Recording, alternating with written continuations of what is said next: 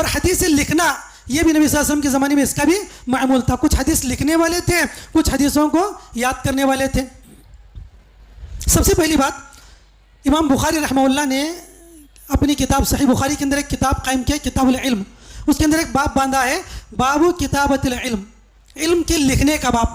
اور اس میں بہت ساری حدیثیں امام بخاری رحمہ اللہ نے ذکر کی ہیں, جس کے اندر حضرت علی بن ابی طالب رضی اللہ عنہ کی روایت, جب حضرت علی بن ابی طالب پر تابعین کے زمانے میں یعنی صحابہ کرام کے زمانے میں بہت سارے لوگ یہ اعتراض کرنے لگے کہ علی رضی اللہ عنہ کو کچھ مخصوص باتیں نبی صلی اللہ علیہ وسلم نے بتا دی ہیں, تو یہ شوشہ جو ہے شیعہ کی طرف سے, مختلف لوگوں کی طرف سے چھوڑا گیا تھا.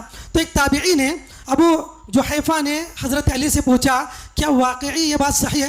بخاری میں بھی روایت موجود ہے اور مسلم میں بھی روایت موجود ہے, کیا یہ بات صحیح ہے کہ اللہ کے رسول صلی اللہ علیہ وسلم نے آپ کو کچھ مخصوص باتیں بتائی ہیں؟ تو علی بن ابی طالب نے اس کا انکار کر دیا, کہا کہ اس طرح کی کوئی بات ہمیں اللہ کے رسول صلی اللہ علیہ وسلم نے نہیں بتائی, بس ایک چیز ہے, فما فی هذه الصحیفہ, اس صحیفے کے اندر جو بات ہے وہ آپ علیہ السلام نے ہمیں مجھے بتائی ہے. اب اس کے اندر جو ہے دیکھیے یہ بات بھی جو کہہ رہے ہیں علی بن ابی طالب کہ اللہ کے رسول نے مجھے کوئی خاص باتیں نہیں بتائی ہے, صرف یہ بات بتائی جو میرے صحیفے میں لکھا ہوا ہے. تو وہ حضرت علی جو ہے صحیفے میں لکھا کرتے تھے, صحیفے علی بن ابی طالب مشہور ہے. تو اس کے اندر یہ بات ہے کہ فقاق الاسیر ویقتل ولا یقتل مسلم بکافر, کوئی مسلمان جو ہے کسی مسلمان کے بدلے, کسی کافر کے بدلے مسلمان کو قتل نہیں کیا جائے گا. تو یہ آپ علیہ السلام نے یہ بات مجھے بتائی. تو یہ علی بن ابی طالب کا سوچنا ہے, جبکہ یہی بات اللہ کے نبی نے دوسروں کو بھی بتائی تھی. علی بن ابی طالب سمجھ رہے تھے کہ صرف مجھے بتائی تھی, اور اس لیے انہوں نے یہ بات کہی کہ یہ صحیفے کے اندر جو بات لکھی گئی ہے. تو معلوم یہ ہوا کہ علی بن ابی طالب جو ہے لکھ کر حدیثیں رکھا کرتے تھے.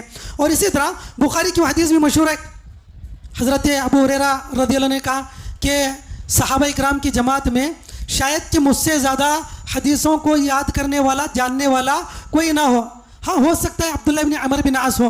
کیوں؟ فإنه كان يكتب ولا أكتب, اس لیے کہ وہ حدیثیں لکھا کرتے تھے, میں نہیں لکھا کرتا تھا. کون کرے؟ حضرت ابو ہریرہ رضی اللہ عنہ کرے, اس لیے کہ ابو ہریرہ یاد کرنے میں ماہر تھے, عبداللہ بن عمر بن عاص لکھنے میں ماہر تھے.